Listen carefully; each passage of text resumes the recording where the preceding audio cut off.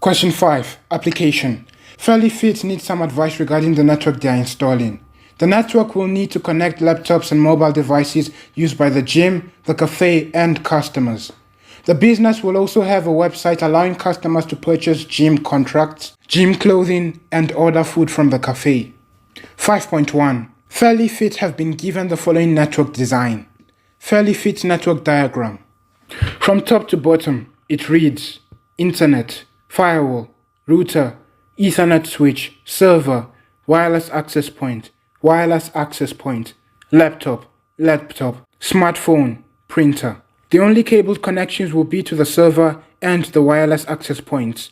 All other devices will connect via a wireless connection. In the diagram, 2 wireless access points are shown. There will be significantly more than this in the installation. 5.1. What is the function of a wireless access point? The answer is this. A wireless access point, WAP, is a networking device that allows wireless devices to connect to a wired network. Let us highlight the key points to this definition. Let's move on.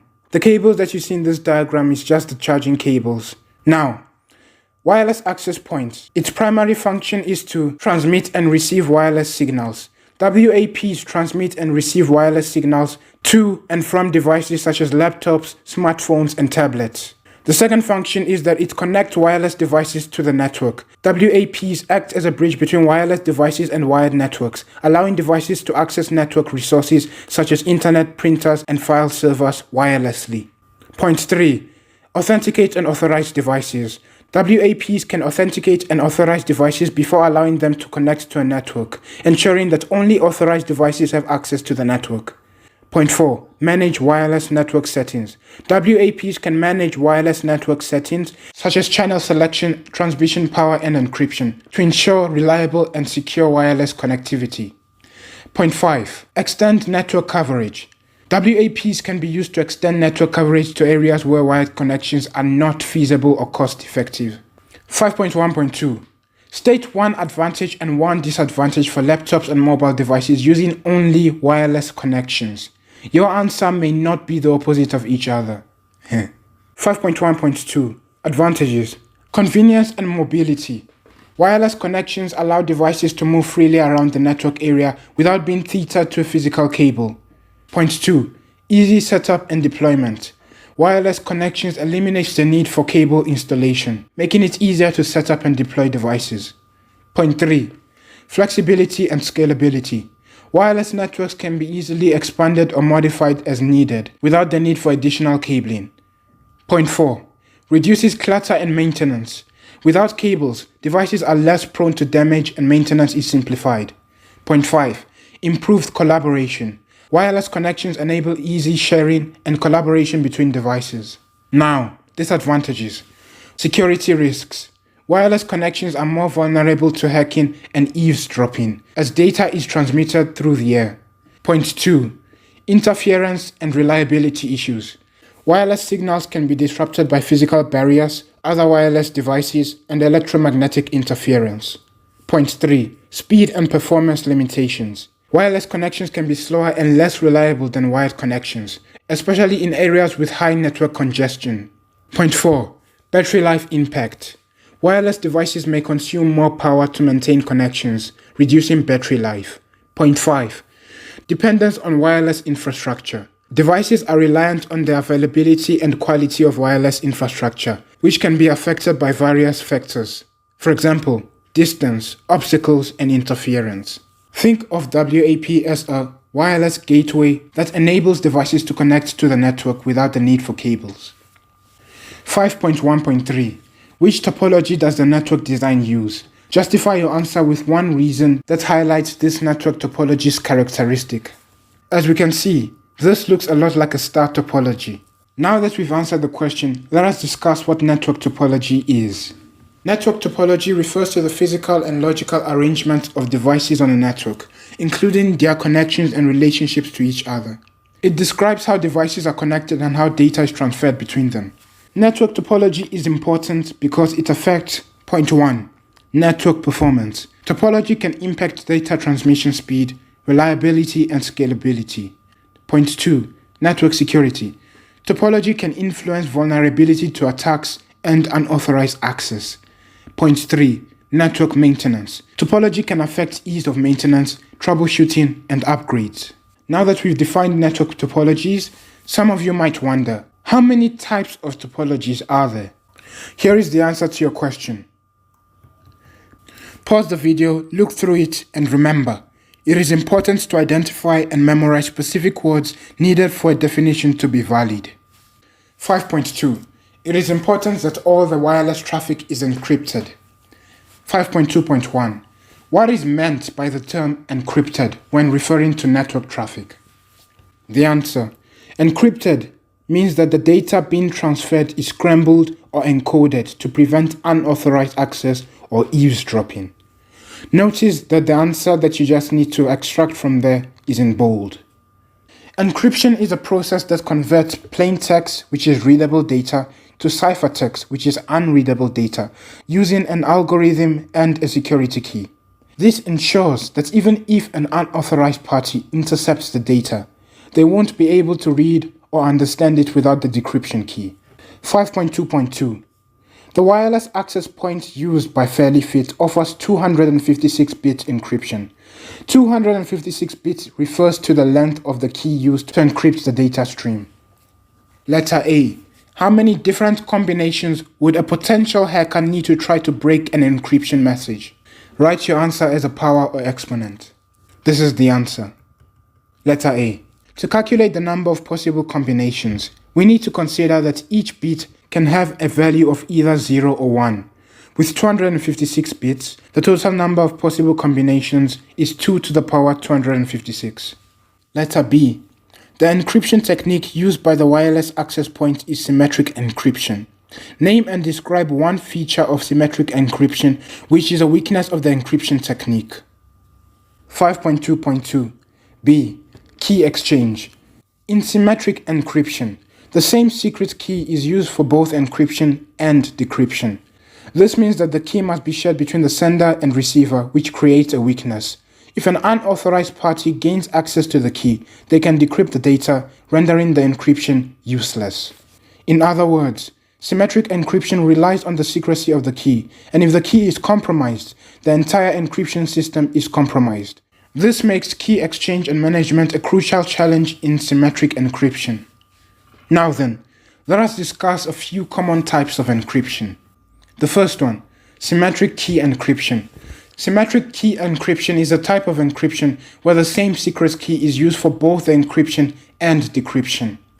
Here are some key features and examples of symmetric key encryption. Features: same key for encryption and decryption. The same secret key is used to encrypt and decrypt the data. Fast and efficient.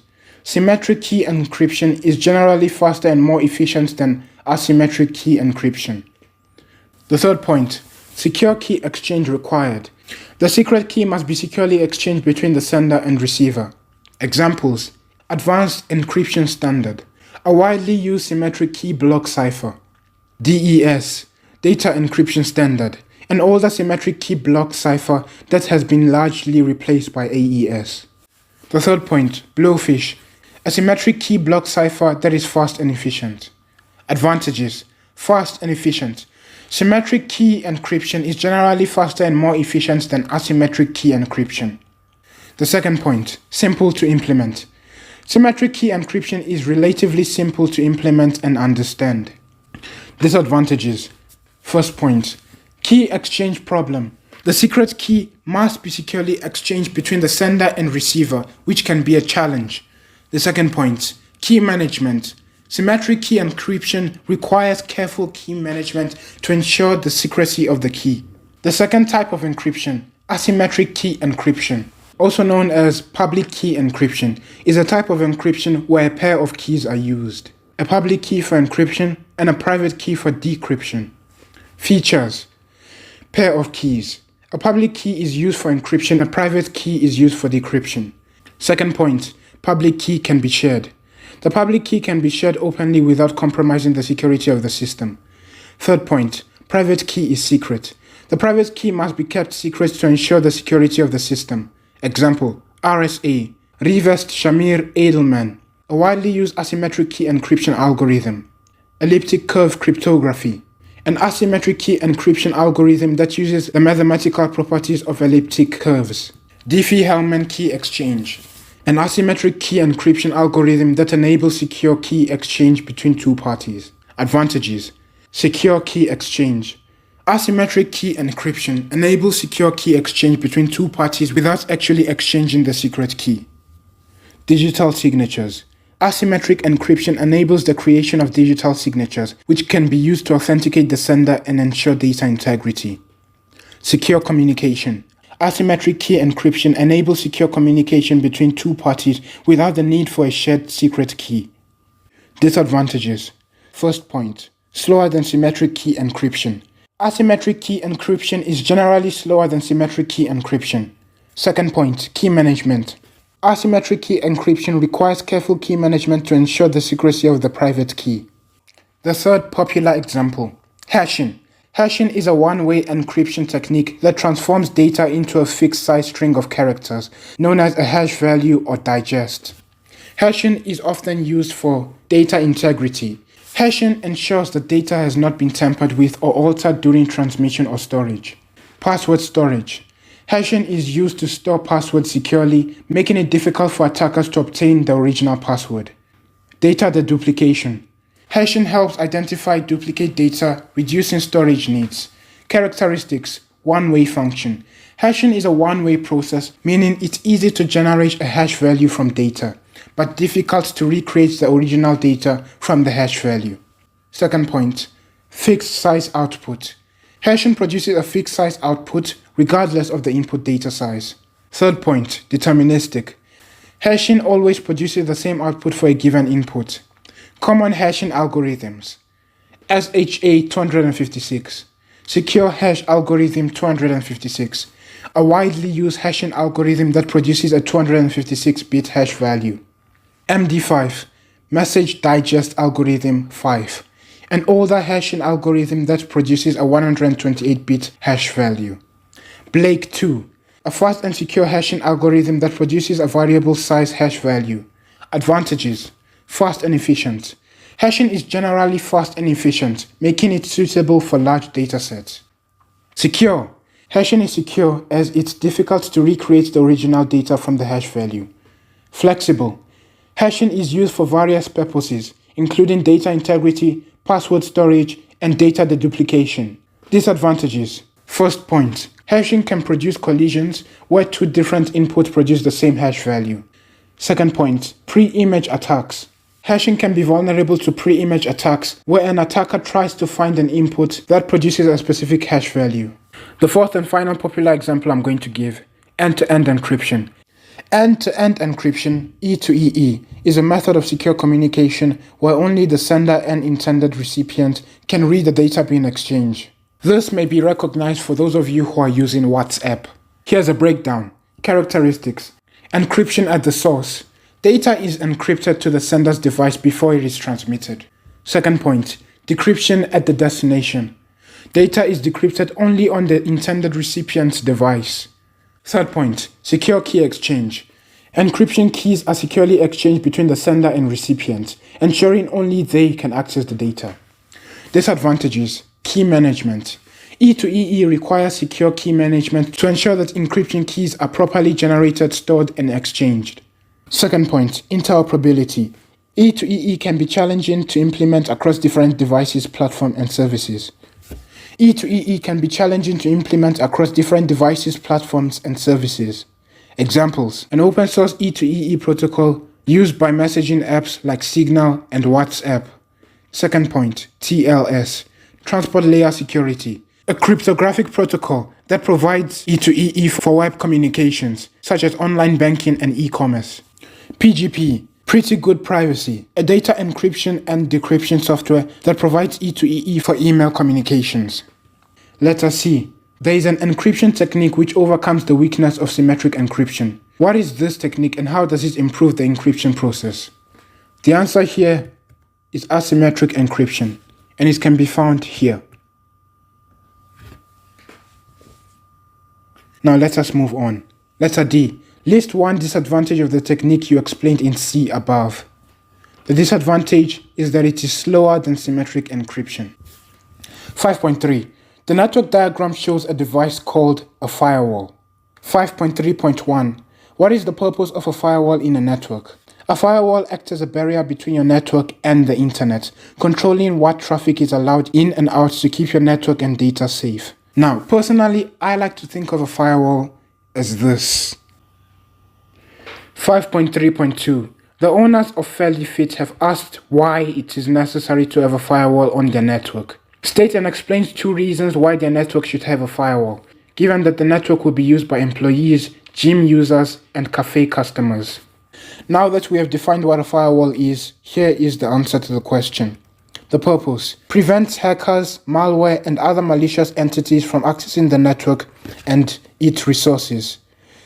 Point 2. It allows authorized accesses. It permits legitimate traffic to pass through, ensuring that authorized users and applications can use the network and its resources. Point 3. Protects against threats. The firewall detects and blocks malicious activities such as viruses, worms, Trojan horse, and denial of service attacks. Point 4. Hides internal IP addresses. The firewall masks internal IP addresses from external attackers, making it more difficult to identify and target specific devices on the network. Point 5. Log and audit traffic. It records and analyzes network traffic to identify potential security threats and improve incident response. Now then, the owners of Fairly Fit have asked why it is necessary to have a firewall on their network. State and explain 2 reasons why their network should have a firewall, given that the network will be used by employees, gym users, and cafe customers. But before that, here's a gist of one of the answers you can choose from. Now that might raise a question: what are network traffic? Network traffic refers to the flow of data packets across a network, including number 1, incoming traffic, data packet received by a network from external sources, such as the internet. Number 2, outgoing traffic, data packets sent from a network to external destinations, such as websites or servers. Number 3, internal traffic, data packet exchanged between devices within a network. Now that we understand what network traffics are, we can move on to answering question 5.3.2. Question 5.3.2. Reason 1. Protection of sensitive data. As a gym and cafe, Fairly Fit will likely store sensitive data on their network, such as employee information, customer data including payment details, and business financial records.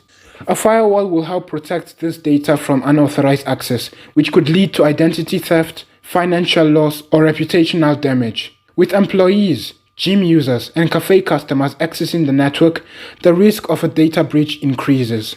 A firewall will act as a barrier to prevent hackers from exploiting vulnerabilities in the network and gaining access to sensitive data.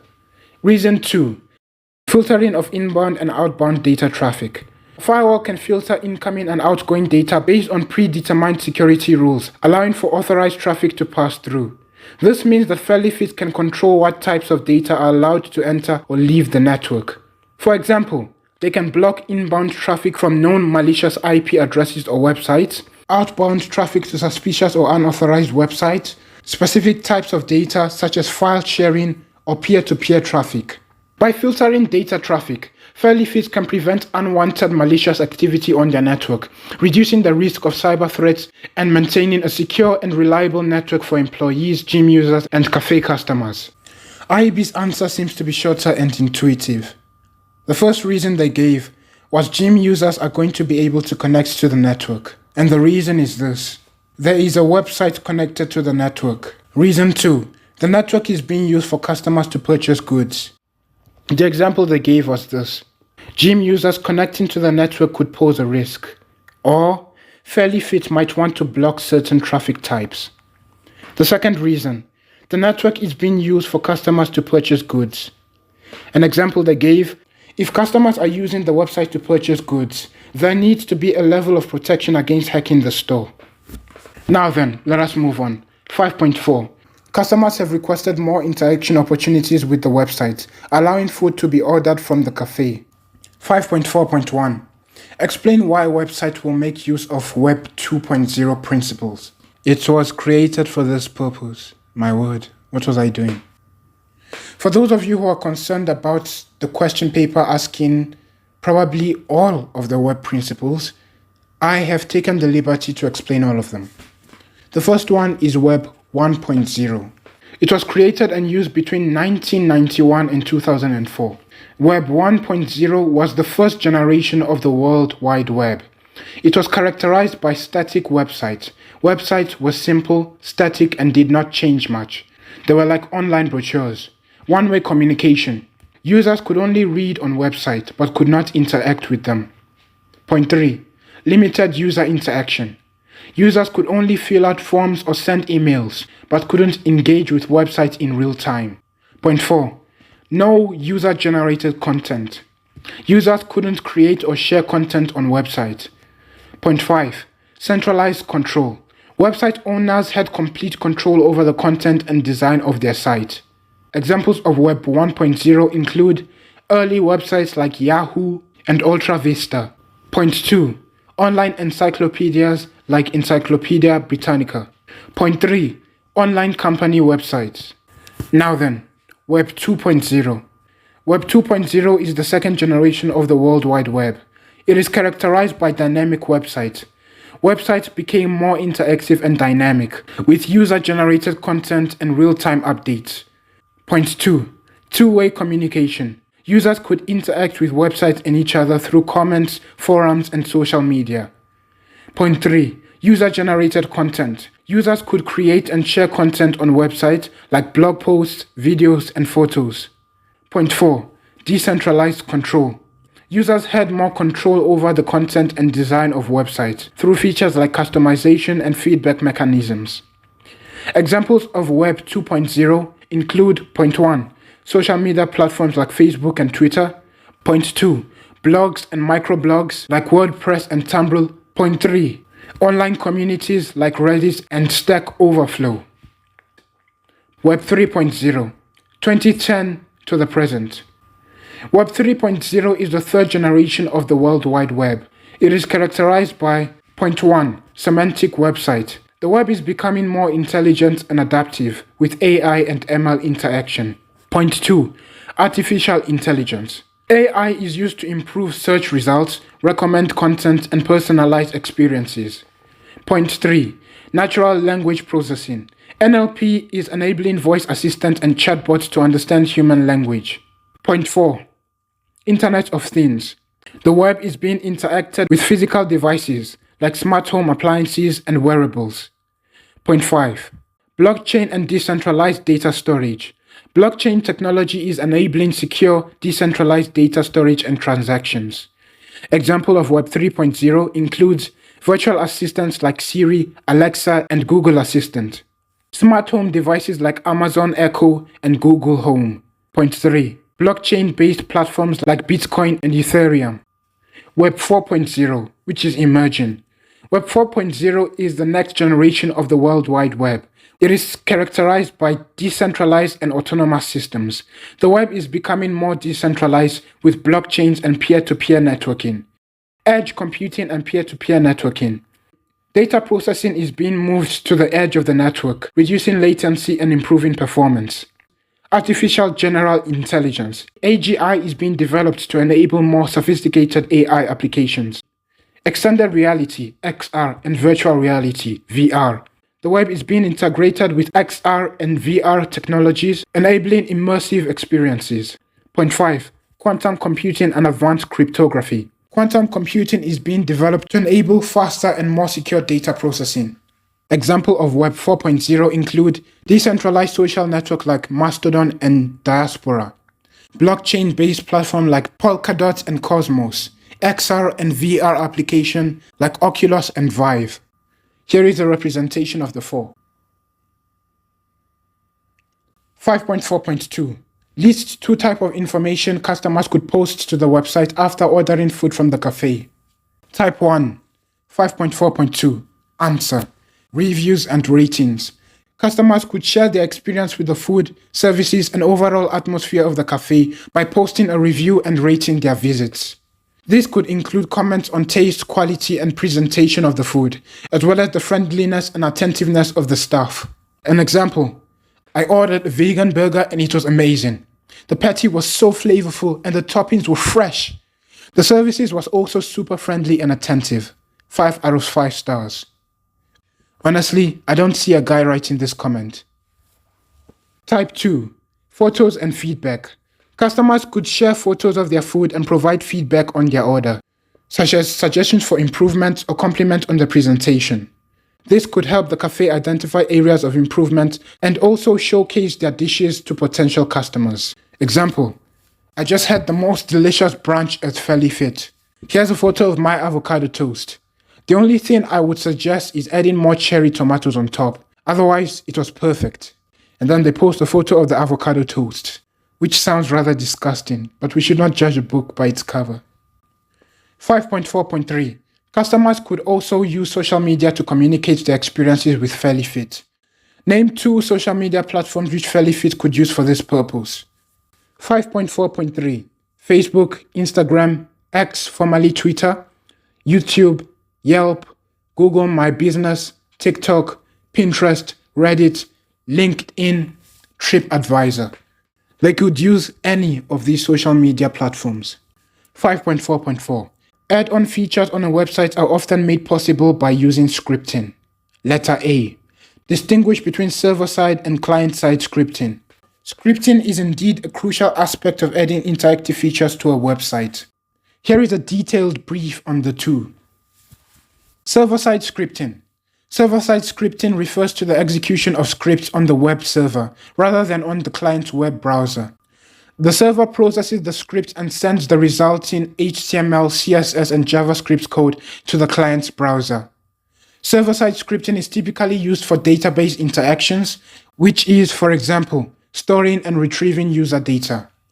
Point 2. Authentication and authorization. Point 3. Dynamic content generation.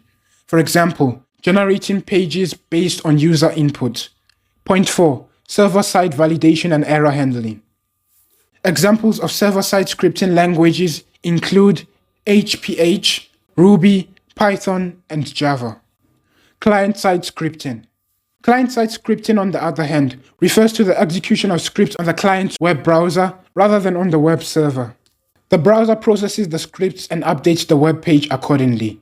Client-side scripting is typically used for, point 1, dynamic user interface updates, for example, animations and effects. Point 2, form validation and error handling. Point 3, interactive elements, such as drop-down menus and accordions. Point 4, client-side calculations and data processing. Examples of client-side scripting languages include JavaScript, TypeScript, CoffeeScript. The key differences between server-side and client-side scripting are these. Execution location. Server-side scripts run on the web server, while client-side scripts run on the client's browser. Point 2. Data access. Server-side scripts have direct access to the database and server resources, while client-side scripts have limited access to server resources and rely on APIs or server-side scripts for data retrieval. Point 3. Security. Server-side scripts are generally more secure, as they can validate and sanitize user input before processing it, whereas client-side scripting rely on the client's browser to execute the script, which can be vulnerable to security threats. Using a combination of server-side and client-side scripting, developers can create dynamic, interactive, and secure web applications that provide a rich user experience. Finally, letter B. Lists 2 website features which make use of client-side scripting that will be useful to users when ordering food from the cafe. Letter B. Interactive menu with real-time pricing and nutrition information. Using client-side scripting, for example, JavaScript, the website can create an interactive menu that allows users to customize their orders and see real-time updates on pricing and nutrition info. For example, when a user selects a menu item, the script can update the price and nutrition information in real time, taking into account any customizations or add-ons. Another example, a user selects a sandwich and adds extra cheese. The scripts update the price and nutrition information to reflect the change. IEB's answer gave Feature 1, a calculator to add up values for items purchased. Feature 2, login screen, entering username and password for validation.